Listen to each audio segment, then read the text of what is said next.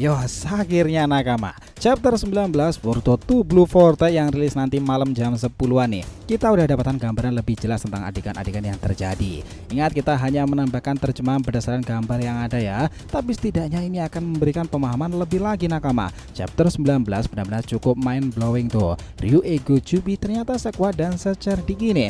Namun Mitsuki Araya dan juga Sarada bisa dianggap hero juga pada chapter kali ini kan. Serangan-serangan pedang pemutus pasir besi itu, Sage mode ular Mitsuki serta Chidori Sarada semuanya dikeluarkan. Masalahnya adalah ada pada Konohamaru sob. Dia benar-benar kalah telak tuh. Apakah nanti mungkin akan ada beneran sosok Raja Krainra itu muncul lagi? Karena Kazin Koji sebenarnya juga mengkhawatirkan kondisi Konohamaru ya, bersama dengan Boruto setelah Eida mengawasi dan memberitahu kejadian real time-nya. Yo, saat Jura dan dari mengawasi mereka, ketegangan kiat berlanjut di chapter 19-nya ini.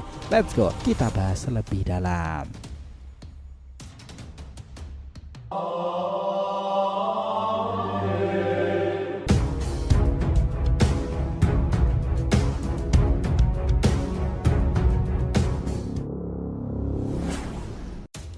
Oh ya, kita mau ngitin juga nih, sekarang itu YouTube udah ada fitur produk-produk unik lainnya loh sob. Kita akan senantiasa mencantumkan produk-produk diskon super menarik dengan harga ekonomis yang bisa kalian beli teman-teman. Mau tumbler anime, lukisan, kaos, aparel, produk-produk unik lainnya, tema Jepang atau yang viral di marketplace, semuanya ada tuh. Jadi setiap video panjang, short maupun live, kita akan berikan rekomendasi produknya ya, biar kita tambah semangat bikin kontennya tuh. Jadi jangan lupa dicek dan dicek out tuh jika kalian ngerasa tertarik. Oke, kita langsung masuk ke inti ceritanya. Chapter 19 ini nakama, kita didapatkan referensi sumber dari terjemahan Felix ya. Thanks a lot man. Para fans Boruto sekarang siap untuk berikan cerita itu lebih lanjut lagi. Di sini nakama, cover manga Boruto 2 Blue Vortex chapter 19 ini memang diisi oleh Moeki Kazamatsuri ya, dengan judul Konohamaru-chan. Di sini tulisan di samping panel yang pertama itu berbunyi kurang lebih, kala itu di zaman Araya dan Shinki, teknik pedang terlewat magnetic particle itu ditempa di sana. Well, itu memang menjadi penggambaran menarik. Nah, di sini Shinki mulai berkata, "Apa ini baik-baik saja? Coba pegang dan lihatlah itu." Araya lalu melanjutkan. Shinki berkata lagi, "Aku telah masukkan cakraku ke dalam pedang ini. Jika kau menggabungkannya dengan teknik pedang elemen angin milikmu, kau seharusnya dapat manipulasi besi magnetis sampai batas tertentu kan? Cara kerjanya seharusnya sama seperti apa yang pernah aku lakukan." Araya lalu melanjutkan, "Apakah ini tidak apa-apa? Bahkan jika kau tidak memiliki peluang untuk menang dalam pertandingan sparring melawanku." Shinki melanjutkan lagi, "Bicaralah sepuasnya, itu adalah rintangan yang sempurna bukan?" Araya lantas merespon, "Jangan pernah meremehkanku Shinki." Dia lantas melanjutkan lagi, "Semuanya demi melindungi ayahku itu, karena aku ingin memperkuat kekuatan kita meskipun hanya sedikit, kau tahu?" Araya membalas, "Kau sungguh tak bisa menghabiskan dua kalimat tanpa menyebutkan ayah ya." Shinki lantas merespon lagi, "Apakah salah dengan kata-kata itu?" Nah, di sini Araya itu melanjutkan, "Setidaknya perhatikan Yodo juga Shinki." Disinilah Shinki itu membalas seperti ini nakama, "Itu juga berlaku untukmu kapanpun. Kau membuka mulutmu yang terlintas selalu Yodo kan? Apakah selalu seperti itu?"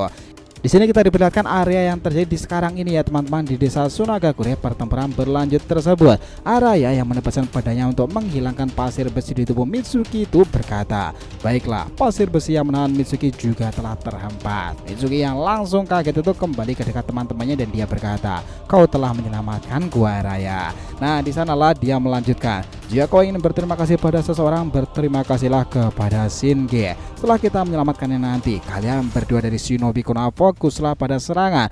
Aku akan mengurus semua pasir besi miliknya itu." Sarada dan Mitsuki di sini berkata, "Yos, dimengerti."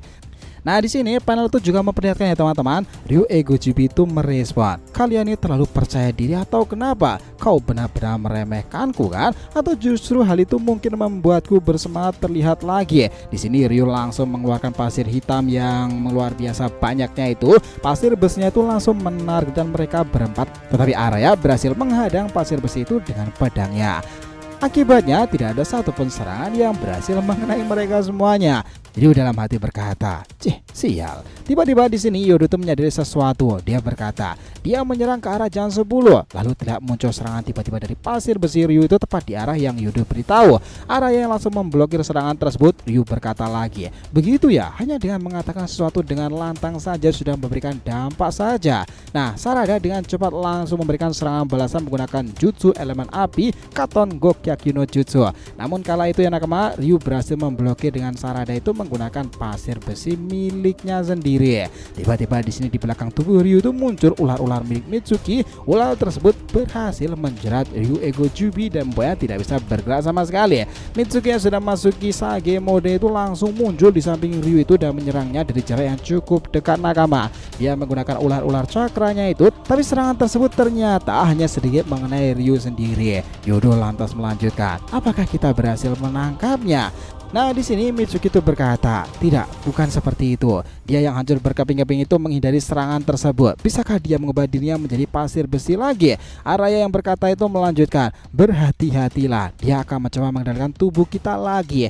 Nah, Yodo melihat semua itu dan berkata, "Semuanya dengarkan arah jam yang samar-samar tersebut, tapi aku bisa mendengarkan gesekan pasirnya. Dia mungkin ada di sana." Lalu Araya dengan cepat itu menguruskan pedangnya tersebut ke arah pasir besi yang Yodo beritahu tersebut. Ternyata benar nakama, pedang tersebut mampu mengumpulkan pasir besi itu sampai membentuk tubuh Ryu itu kembali. Benar-benar mengesankan ya karakter pendukung seperti ini. Ryu di sini itu menambahkan, dia juga bisa mengumpulkan pasir besi ya. Araya lantas sekarang itu melakukan perintah. "Sekarang lakukanlah Mitsuki." Dia langsung Mitsuki itu merespon perkataan Araya dan langsung melancarkan serangan ular cakranya itu ke Araya tersebut dan juga Ryu sendiri itu. Sekali lagi, ular Mitsuki berhasil menghentikan pergerakan Ryu Ego Jubi dengan menggigit tubuhnya sendiri. Nah, di sini Sarada juga tak main-main. Dia memberikan serangan lanjutan dengan menggunakan Chidori. Tentu Chidori ini digunakan berbarengan dengan aktifnya mata Sharingan Sarada kan. Serangan itu luar biasa dan Sarada mengatakan dia tak akan membiarkan dia kabur lagi. Serangan Chidori itu menggema teman-teman dan Sarada berhasil menembus tubuh Ryu Ego Jubi. Apakah itu berhasil? Ya, kita lihat dia itu terlihat kesakitan ya. Ryu Ego Jubi itu menerima serangan dari Sarada. Namun nakama, tubuh Ryu berhasil berubah lagi menjadi pasir besi dan menyebar di sana. Teknik itu memang benar-benar merepotkan ya sob. Nah, di sini Yodo berkata seperti ini, "Apa kau berhasil mengalahkannya Sarada?" Dia berkata, "Tidak, itu serangan yang belum fatal. Dia hanya berubah menjadi pasir besi dan bersembunyi lagi." Mitsuki itu lantas melanjutkan, "Sialan." Araya lanjut. Nah, di sini Araya juga merespon, "Aku akan memujukanmu kemanapun kau pergi." Pertempuran di antara mereka itu memang cukup menarik ya teman-teman. Tapi kita kesini lagi ke panel yang memperlihatkan bagaimana kondisi guru mereka, Sarutobi Konohamaru. Panel itu memperlihatkan Konohamaru dan Matsuri. Terlihat di sini kepala Konohamaru yang sudah dijerat oleh akar-akar kayu tersebut oleh Matsuri teman-teman. Matsuri berkata seperti ini, "Aku cuma ingin memanggilmu Konohamaru-chan saja. Apa salahnya sih?" Konohamaru lantas merespon, "Sudah aku bilang berkali-kali, aku tidak suka rasanya. Itu benar-benar seperti aneh saja." Matsuri lantas melanjutkan, "Wanita sialan itu, kau biarkan si gelandangan Moegi memanggilmu seperti ini kan? Tidak adil rasanya." Konohamaru lantas merespon, "Kalau aku tidak suka ya sudahlah, aku tidak butuh alasan lain lagi." Jelas dong mendengarkan itu, Matsuri itu begitu marah dan membalasnya, "Itu sangatlah egois. Biarkan aku memanggilmu apapun yang aku mau." Nah, Konohamaru di sini tuh lantas melanjutkan, "Kaulah yang begitu egois." Di sini teman-teman, mereka tuh terjadi perbincangan yang cukup epik nih. "Kenapa kau begitu terobsesi dengan sebuah nama saja?" Panggil Matsuri yang berkata seperti itu. "Lihat siapa yang bicara. Kaulah yang terpaku pada hal itu kan? Kaulah orang tersebut, Sarutobi Konohamaru." Nah, mendengarkan hal itu dan juga dia dijerat oleh akar tersebut ya, Konohamaru memang terlihat kesakitan ya. Kemudian terlihat Eida sedang memperhatikan apa yang terjadi pada Konohamaru. Eida itu berkata dalam hatinya, "Mungkin bukan nama itu sendiri yang jadi masalah, melainkan hubungan di mana kita bisa menerima satu sama lain yang membuatmu terpaku. Kau tidak mengerti bukan kan, Konohamaru Sarutobi?" Momen itu cukup epik nakama. Kemudian kita diperlihatkan Kashin Koji yang bertanya pada Eida nih. Di sini Eida melanjutkan, "Bagaimana situasinya?" Eida berkata, "Konohamaru dalam masalah besar sekarang ini. Dia membuat Matsuri sangat marah. sepertinya dia akan dimakan hidup-hidup. Nah, Kashin Koji mendengarkan itu bertanya lagi, apa yang terjadi dengan Sarada dan yang lainnya? Bagaimana mereka pula? Boruto yang juga bertanya, apakah menurutmu mereka bisa mengalahkan Ryuei Kujubieda? Dia membalasnya, sepertinya mereka bertarung dengan cukup baik, tetapi masih belum jelas bagaimana akhirnya.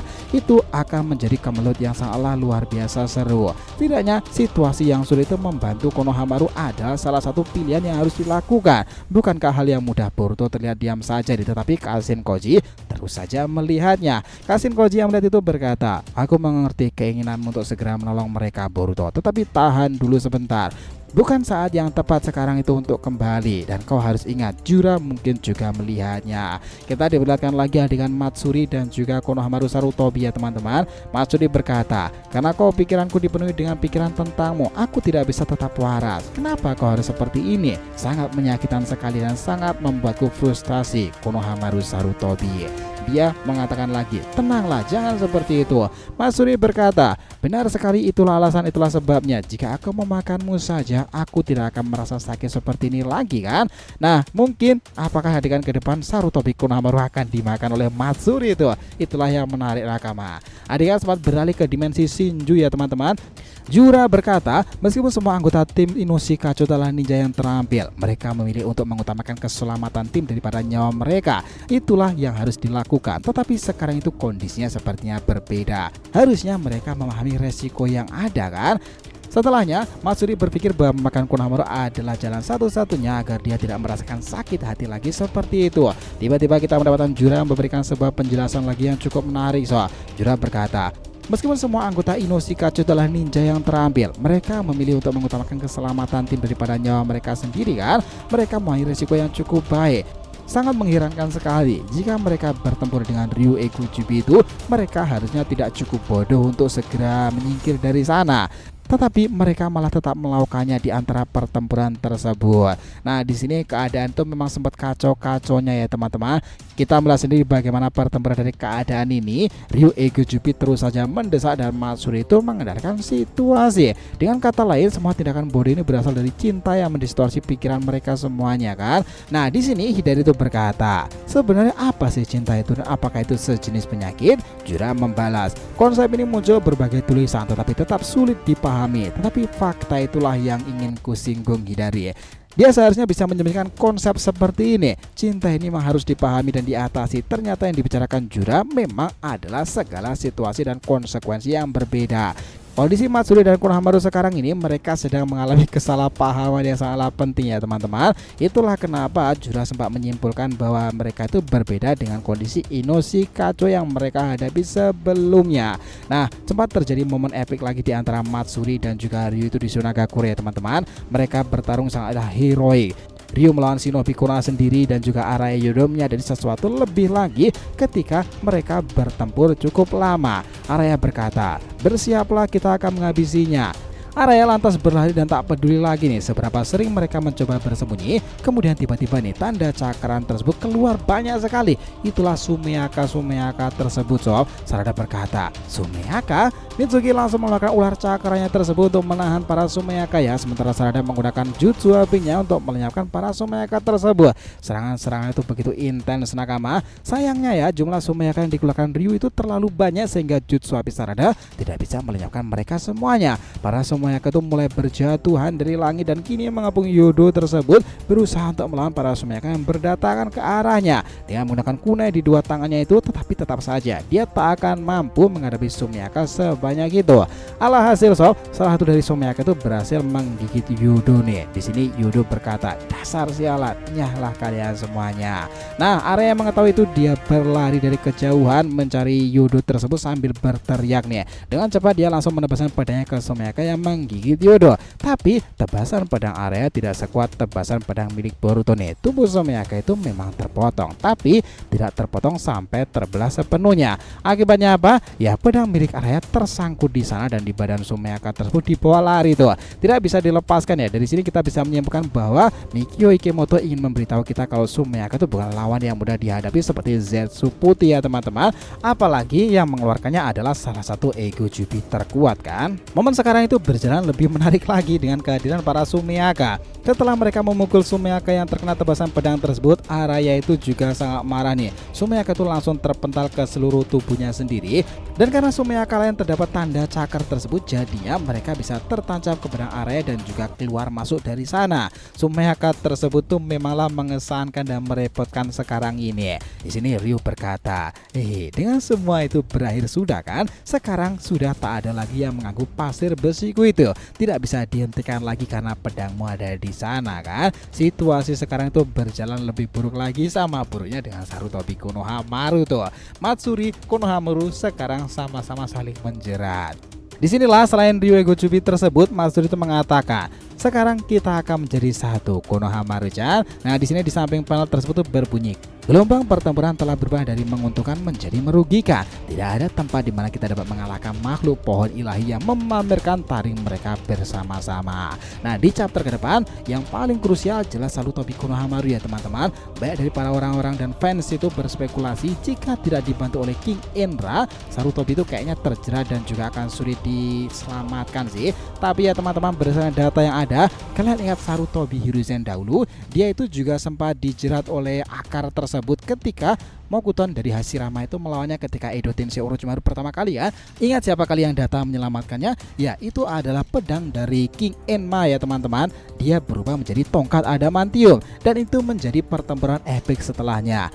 Mungkin saja konsep seperti ini akan dibawa oleh Sensei ke depan ya kan. Itu bakalan menjadi sebuah konsep yang menarik jika terjadi. Kita nantikan ke depannya. Kalau mau disimpulkan ya teman-teman, chapter 19 Boruto 2 Blue Vortex itu memang menampilkan perpaduan menarik tuh antara aksi emosi tersebut. Setiap karakter berjuang tidak hanya melawan musuh fisik tetapi juga melawan ketakutan sendiri. Para manusia pohon Shinju memanglah berbeda tuh. Araya dan Yodo menunjukkan kekuatan tekad mereka dalam pertempuran kali ini. Ryu sementara itu Matsuri dan juga para Gojubi lain sedang mengawasi Boruto, Sarada, Mitsuki berjuang dalam versi mereka masing-masing. Eida melihatnya tersebut dan menginformasikan kepada Kashin Koji. Chapter-chapter kedepannya bakalan lebih seru tuh ketika meningkat situasi semakin genting lagi. Apakah para Gojubi akan memenangkan pertempuran di Sunagakure kali ini? Ya, chapter kedepannya Boruto 2 Blue Vortex bakalan sangat seru. Dan nanti ya teman-teman, kita nantikan detail resminya nanti malam, dan jika sudah keluar versi secara resmi, kita akan buatkan videonya dan terjemahan lebih akurat lagi berdasarkan